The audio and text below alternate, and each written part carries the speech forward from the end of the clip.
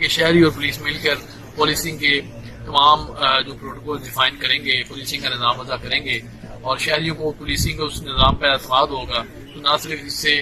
عوام کی دہلیز پر پولیس کے مسائل کو حل کرے گی بلکہ اس سے جرائم کے خاتمے میں مدد ملے گی. اور اوورآل میں یہ سمجھتا ہوں کہ یہاں پہ جرائم کی شرح میں بھی کمی ہوئی ہے اور یہ اس وجہ سے ہے کہ یہاں کی پولیس عوام کے ساتھ مل کر کام کر رہی ہے اور لوگوں کا اعتماد ہے. ہم کوشش کریں گے سروس ڈلیوری کے عمل کو مزید بہتر کریں.